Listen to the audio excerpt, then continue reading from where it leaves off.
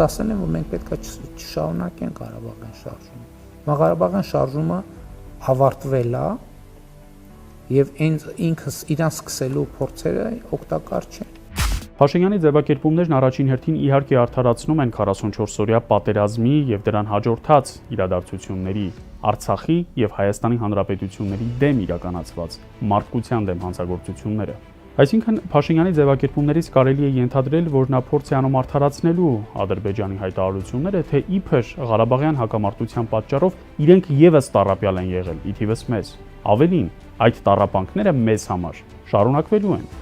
Եթե 30 տարվա մասին ձևակերպում է հնչում, դա կարծես ապագայի համար կատարված հայտարարություն է։ Մեզ ասում են սիրելի ժողովուրդ, սիրելի հպարտ քաղաքացիներ, ինչպես սիրում էին ժամանակին ասել, իսկ հիմա մոռացել են։ Պատրաստ եղեք նոր զոհողությունների եւ տառապանքների։ Զուգահեռաբար ասվում է, որ եթե երբևէ հասնենք կարգավորման եւ խաղաղության, վերջապես մաքարումը կավարտվի եւ նման այլ հեքիաթներ։ Բնության մեջ չկա այնպիսի վիճակ, երբ մաքարումն ավարտվում է։ Դա լինում է միայն, երբ տեսակներից մեկը մահանում է։ Գոյության կռվի մասին էվոլյուցիոն տեսության մեջ սա կարևոր սկզբունքներից մեկն է։ Տեսակները մրցակցում են, նաև ներտեսակային պայքար է մղվում եւ այլն։ Այսինքն սա բնության օրինաչափություն է եւ հնարավոր չէ մի վիճակ, երբ նստենք ու ասենք այո, ամեն ինչ լավ է լինելու, վերջապես խաղաղություն է։ Աշխարհի ոչ մի անկյունում այսօր չկա այդ խաղաղությունը, այդ թվում Եվրամիությունում։ Եվ տեսնում ենք, որ պետությունները մեծացնում են իրենց ռազմական ծախսերը, լավ հասկանալով, թե ուր է շարժվում երկիր մոլորակը։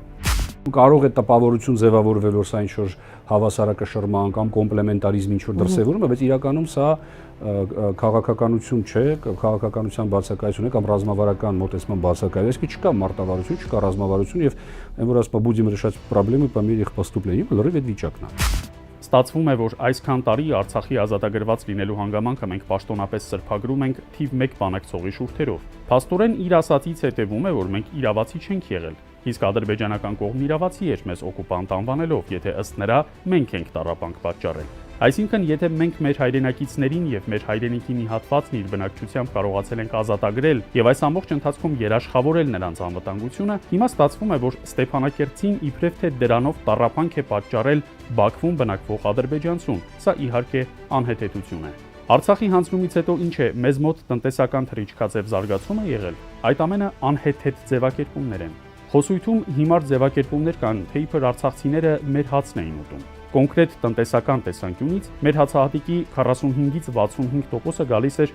Արցախի տարածքից։ Միայն 2020 թվականի պատերազմի ընթացքում կորսված եւ դրանից հետո հանձնված տարածքներն ապահովում էին Արցախում հավաքվող հացահատիկի 96%-ը։ Արցախը ոչ միայն ինքն իրեն էր ապահովում հացահատիկով, այլև Հայաստանի Հանրապետության կարիքներն էր սպասարկում։ Այսինքն 2020-ի պատերազմից դրան հաջորդած մեկամսյա հանձնման գործընթացից հետո ստեղծվեց մի վիճակ, որ արդեն Արցախն ինքը պետք է ինչ-որ տեղից իր համար հացահատիկ բերեր։ 2023-ի իրադարձություններից հետո Արցախն ընդհանրապես կորսվեց։ Արցախի մասին գաղափարը ոչ միայն չպետք է մեր մտքից հեռանա, այլև վերստին պետք է համարվի իրական Հայաստանի մաս։ Որոշակի տարածաշրջանային իրավիճակում լիովին հնարավոր է Արցախը նորից հայկական տեսնել։ Սահմանագծման եւ սահմանազատման արդյունքում այնպիսի հողեր, որտեղ մեր քաղաքացին կամ գյուղացին մտնում էր մինչև այդ գործընթացը եւ որոնք սահմանագծման արդյունքում մնացել են Հայաստանի Հանրապետության տարածքում, զրկված են այնտեղ գնալու իրավունքից, իրենց հողերը մշակելու իրավունքից։ Գիրանցում ես պատրաստ եմ տանել եւ քաղաքից վրա ցույց տալ Բերքաբերի ջրամբարի կողքը 60 հեկտարից ավելի տարածք դարձել է անհասանելի, եւ մնացել է անմշակ։ Հիշենք, թե ինչեր էին ասվում մինչև 44-օրյա պատերազմը իշխող վարչախմբի ղեկավարի եւ նրա փոքրիկ խմբակի անդամների կողմից։ Ինչպես էին Արցախը համարում իրենց հայրենիքը, ազատագրված շրջաններում լուսանկարվում, ինչպիսի հայրենասիրական գրառումներ էին անում սոցցանցերում, ինչպես էին ծաղրում նախորդ իշխանությունների բանակցային ժառանգությունը։ Ստացվում է իրենք իբրև թե մինչև 2020 թվականը իրականում այդպես չեն մտածել։ Հիմա մենք ինչ իմանանք, իրենց որ հայտարարություններում, որ մղումներում էին իրենք առավել անկեղծ, մինչև 44-օրյա պատերազմը, թե դրանից հետո այսօր արած իրենց հայտարարությունները։ Որոշիր, հարգելի քաղաքացի, թե որ երեսն է ճիշտ։